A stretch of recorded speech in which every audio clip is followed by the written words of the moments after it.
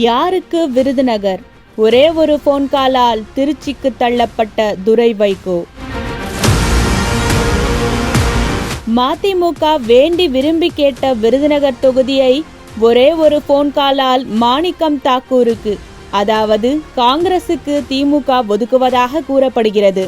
விருதுநகர் என்றாலே நினைவுக்கு வருவது சரவெடி பட்டாசு, கேலண்டர், ஸ்ரீவில்லிபுத்தூர் பால்கோவா தான். அந்த குறியீடுகளை தாண்டி அரசியல் ரீதியாக நினைவுக்கு வருவது தமிழகத்தில் கல்வி வளர்ச்சிக்கு வித்திட்ட முன்னாள் முதலமைச்சர் கர்மவீரர் காமராஜர் தான். இப்படி சிறப்பு வாய்ந்த விருதுநகர் தொகுதி திருப்பரங்குன்றம், திருமங்கலம், சாத்தூர், சிவகாசி, விருதுநகர், அருப்புக்கோட்டை ஆகிய சட்டப்பேரவை தொகுதிகளை கொண்டுள்ளது. இந்த தொகுதியின் எம்பியாக இருப்பவர் காங்கிரஸை சேர்ந்த மாணிக்கம் தாக்கூர். இவர் கடந்த 2009 மற்றும் 2019 என இருமுறை மட்டுமே மக்களவை தேர்தலில் வெற்றி பெற்ற நிலையில் 2009 தொகுதிக்கு புதுமுகமாக களமிறக்கப்பட்ட இவர் தன்னை எதிர்த்து போட்டியிட்ட வைகோவையே தோற்கடித்து டெல்லியையே திரும்பி பார்க்க வைத்தார். பாட்ஷா திரைப்படத்தின் அன்வர் மாணிக்கம் போல ராகுல் காந்தியும் மாணிக்கம் தாக்கூருக்கும் இடையே நட்பு என்றால் அப்படி ஒரு நட்பு. தலைநகர் நிகழ்ச்சிகளில் கலந்து கொண்ட ராகுல் காந்தியின் புகைப்படங்களை ஜூம் செய்து பார்த்தால் ராகுல் அருகில் மாணிக்கம் தாக்கூரை பார்க்கலாம். அந்த அளவிற்கு டெல்லியோடு நெருங்கிய தொடர்பில் இருப்பவர் மாணிக்கம் தாக்கூர். விருதுநகர் தொகுதி எம்பியான இவர் இந்த முறையும் விருதுநகரிலேயே போட்டியிட விரும்புவதாகவும் தெரிகிறது. இதனிடையேதான் தோற்ற தொகுதியில் மறுமலர்ச்சி செய்ய வேண்டும் என நினைக்கும் மறுமலர்ச்சி திராவிட முன்னேற்ற கழகத்தின் பொதுச் செயலாளர் வைகோ தனது வாரிசான துரை வைகோவை களமிறக்க விரும்புகிறார்.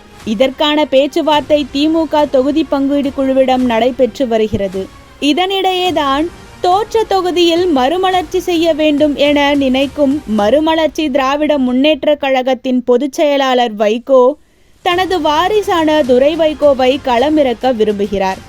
இதற்கான பேச்சுவார்த்தை திமுக தொகுதி பங்கீடு குழுவிடம் நடைபெற்று வரும் நிலையில் சீட்டு தருவதாக திமுக மனசு வைத்தாலும் அது விருதுநகர் என்று மட்டும் உத்தரவாதம் கொடுக்கவில்லை.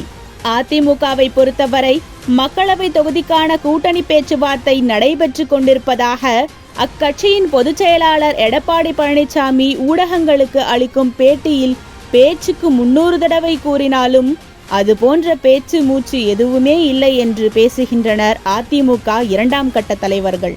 இதனிடையே பாஜக சார்பில் விருதுநகர் தொகுதியில் போட்டியிட அக்கட்சியின் மாநில பொதுச் செயலாளர் ராமசீனிவாசன் விரும்புவதாகவும் சொல்லப்படும் இந்த வேளையில் தேமுதிக சார்பில் மறைந்த அக்கட்சியின் தலைவர் விஜயகாந்தின் மாவட்டமான விருதுநகரில் அவரின் மகன் விஜயபிரபாகரை நிறுத்த தேமுதிகவின் மதுரை புறநகர் தெற்கு மாவட்ட நாடாளுமன்ற தேர்தல் ஆலோசனை கூட்டத்தில் தீர்மானம் எடுக்கப்பட்டுள்ளது.